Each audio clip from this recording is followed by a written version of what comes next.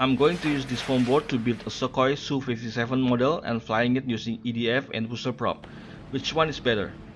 Because I already made an F-22 Raptor, so I think it will be interesting if I build a Su-57 too. The scale will be the same as Raptor, which is also shared the same wingspan length. Start by preparing the plans before tracing it to the foam board. I share the PDF plans and build instructions for this model. Just check on descriptions for download links. The model base consists of two mirror parts joined together. This model is built by my friend Ale. Then he continued gluing the formers on the base. You can use 1 cm wooden dowel, bamboo, aluminum or carbon tube for this part. Some edges need to be sanded diagonally to be fit on seams. On the real jet, this front part of the wing can be moved down. I don't know the function of it. Is it like a droop flap or like canard? Please share your knowledge on the comment box below. Check the upper left corner of the screen for parts number.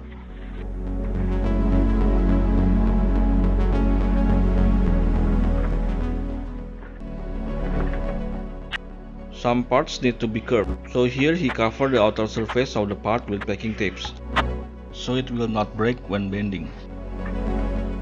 This is the cockpit parts.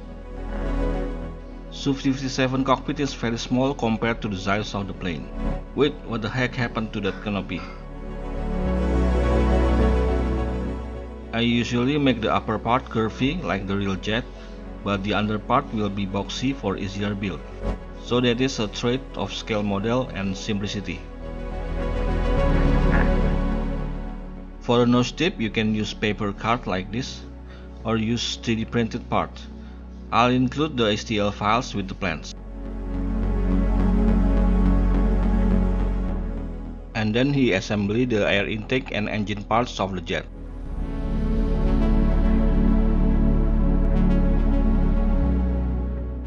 The engine is so wide apart from each other, so you can add a single 70mm EDF on the center, or twin 64mm EDF. Twin 70mm you will need to remove all the under part to be able to fit them, but it surely can be done.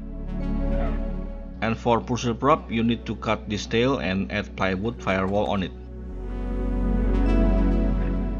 For this part, Ale used 3mm foam board. Now he work on control surfaces. The real aileron is so small, so here I added a bit of area to the aileron. You can see here he already prepared the servo cables for the elevator.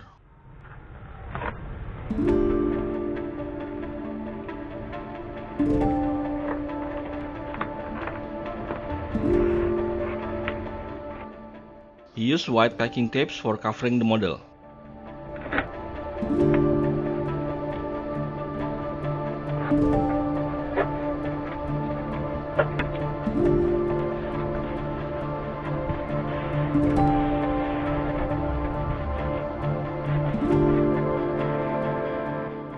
This model needs 4 of 9-gram plastic servos.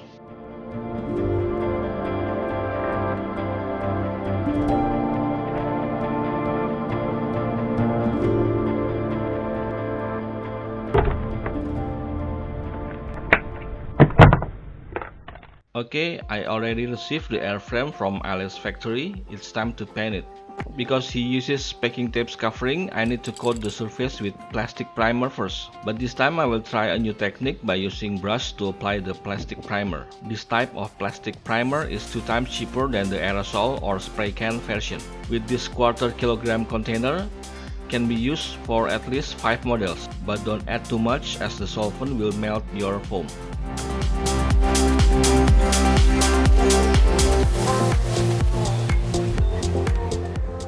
I draw the camo manually using a pen. And then start applying masking tapes to the drawn lines.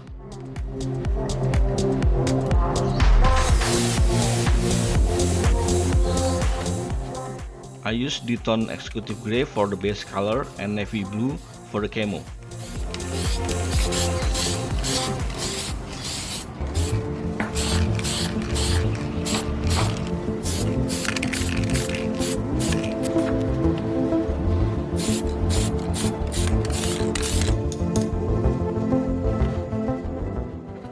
Here I prepare to install the canopy. These parts are cardboards.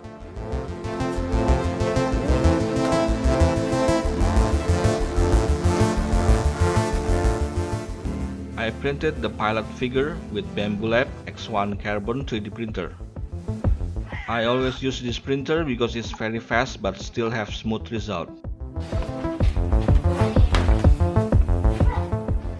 This is 0.3mm mica plastic for the canopy.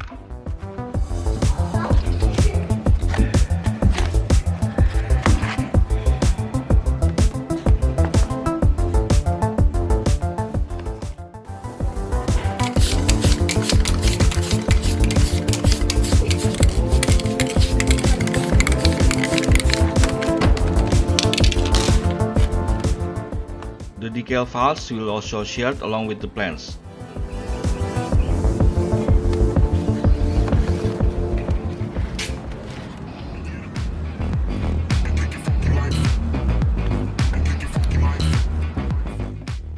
Here I install my FMS 70mm 12 blades 6S EDF with ATM ESC.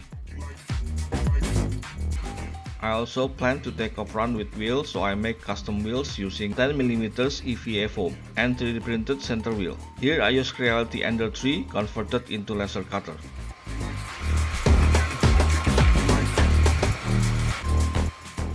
Plywood for landing gear base.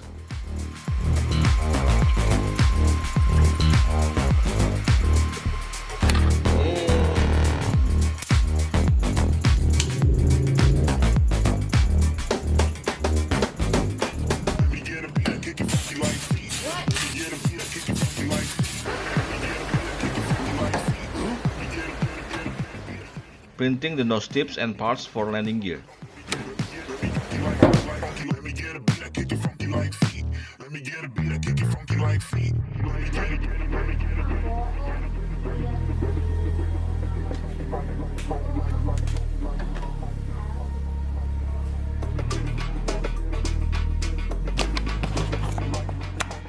Wheel parts.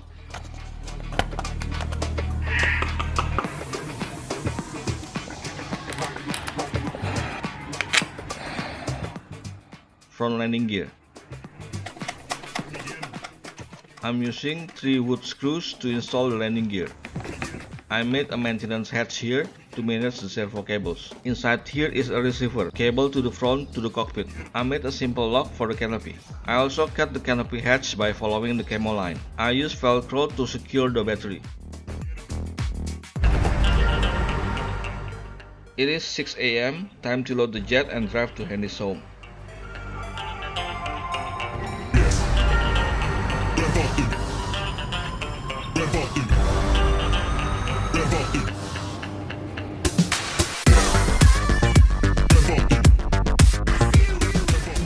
At 8 AM in the morning at Rumpin Airfield. I use the CG location on 5.5 cm from the wing brake. It's about 20 cm of MAC or mean aerodynamic chord. I also use elevon setup on the tail and normal aileron on the wing. Yep. Control surfaces movement check before flight and also gyro check. I only use gyro on the aileron. Okay, here we go, the maiden flight.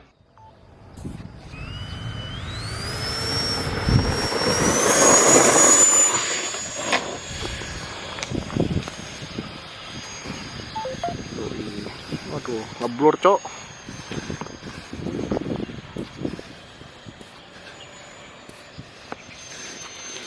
Ke bawah mulu. Nggak bisa ditrim. Waduh. Cakep ya suaranya ya.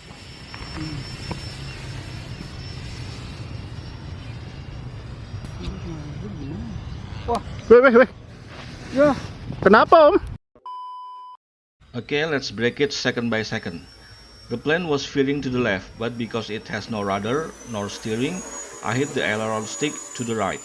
That's why the plane banked to the right on the ground, and then I pulled the elevator stick up.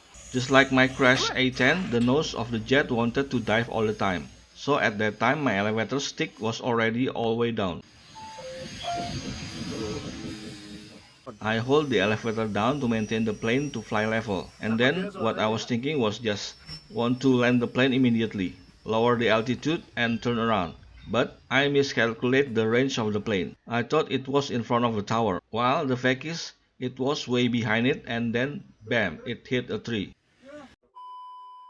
Luckily, it was not a total loss, but some foam parts are missing. Also, I lost the right main landing gear and one battery. And they're somewhere on top of that roof. Yay, I found the extension cable for the battery and the fragment of the nose. And finally the battery. It fell about 20 feet or 7 meters from the crash site. Okay, I got all I need except the right main landing gear was nowhere to be found. Meanwhile, I repaired the plane and he was flying my new DIY Micro Twin Otter.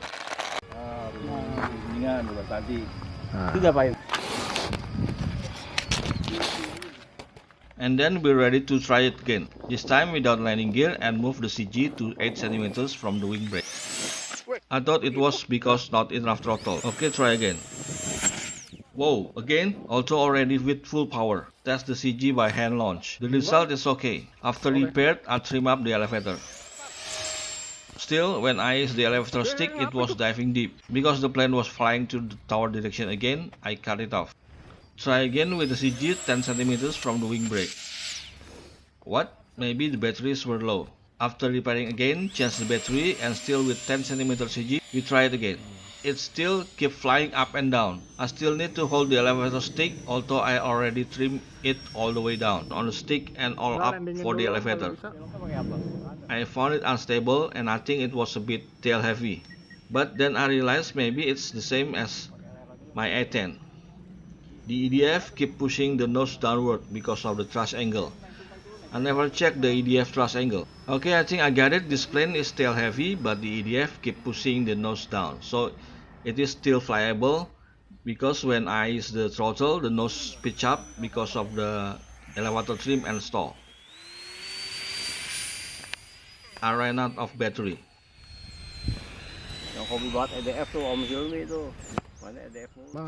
But I still need to figure out the correct CG. My plan was to repair the damage so it will be flyable again, swap the EDF with pusher prop and change the CG to 8 cm from the wing brake. That CG is about 25% of Mach. I use the same specs as my pusher F22 with the XW3536 1200 kV, 10-inch prop, 50M ESC, and 4S 2200mAh LiPo. I remembered I didn't have spare 10-inch prop, so I printed out using PETG filament with 75% infill.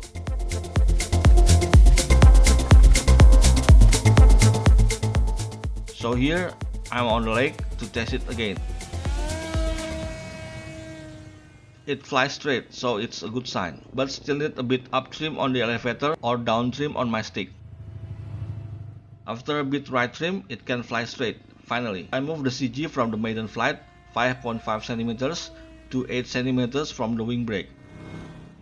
I think this is the right CG.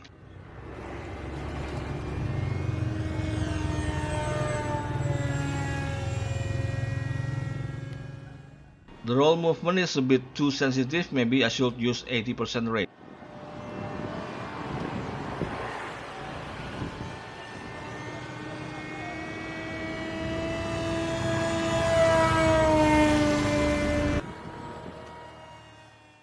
The wing is huge but very easy to roll, maybe almost in the brink of unbalance.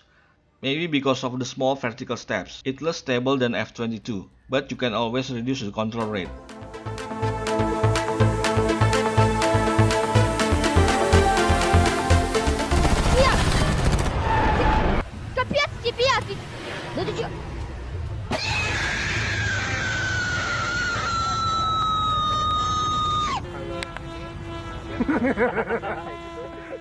Damn that raptor.